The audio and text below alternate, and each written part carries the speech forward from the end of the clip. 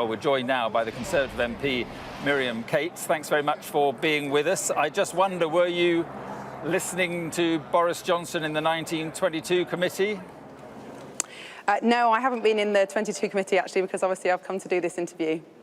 Right, OK, you've come here as said. Well, we're very grateful for that. I mean, a sort of broader question then. Has Boris Johnson done enough, in your view, to persuade Tory MPs to continue, or enough Tory MPs to continue to back him?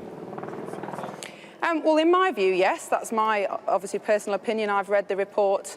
I listened to his statement carefully, and obviously the report describes some pretty poor judgment that was going on in Number 10 over the course of 2 years during the pandemic. And of course, we all remember vividly, actually, still the kind of deprivations that many of us were going through. So I think, you know, there's some important detail in there.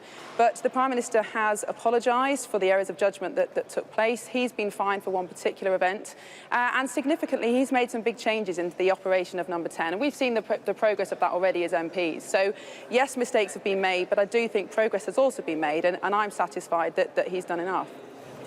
Isn't the problem, though, the lying or misleading Parliament? This report exposes the fact that he misled Parliament. They kept to the rules at all times, he said to MPs. I mean, that's clearly not true. Just a glance at the report suggests that that's clearly not true. Well, the Prime Minister has clearly laid out why he did believe the rules were adhered to. I mean, the report describes a lot of events that he wasn't at, or that he was at in a work capacity, but then continued beyond his departure without his knowledge. And the question is, has he intentionally misled Parliament? Now, I don't see evidence of that, but of course we do have the Privileges Committee yet to report and yet to investigate, and that's exactly what they will be looking at. Did he intentionally mislead Parliament? Do you honestly believe that he didn't know what was going on? I mean, there were numerous gatherings, a lot of alcohol, red wine on the walls, people being sick, on one occasion a fight.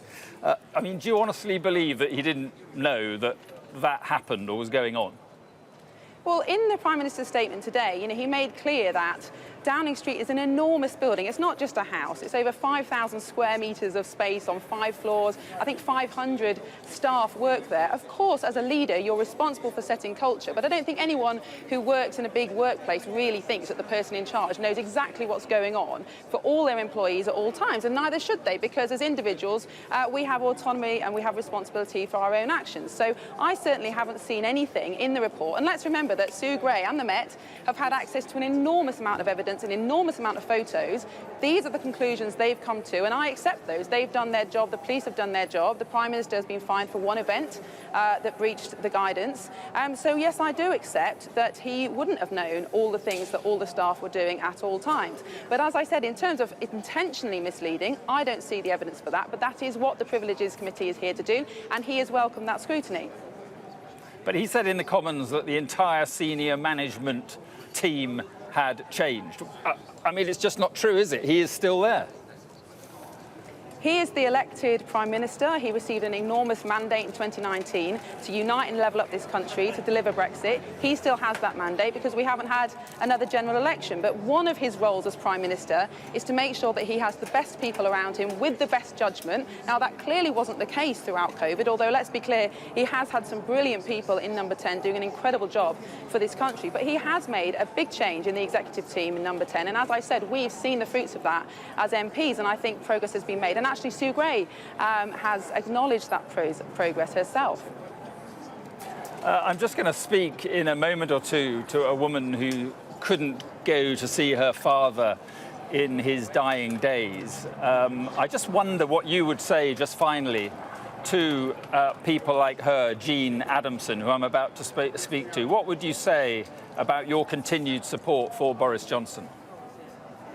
Well, I would say to her, as I have many of my constituents, I'm so sorry that everybody in this country has had to go through such a terrible time in the pandemic. Some people have experienced some incredibly tragic events, like the lady you speak about. And I don't think really we've come to terms with it yet as a country. The kind of things that we suffered, we're still seeing the evidence of lockdowns and the evidence of COVID on our children and in all sorts of ways. And the Prime Minister has apologised for that. But I think we also need to be clear that the Prime Minister does have a mandate to govern this country. We are facing some very serious challenges in the cost of living, in the war in Ukraine. And I think it's right to have an apology, to make some changes, and then to move on and focus on governing the country.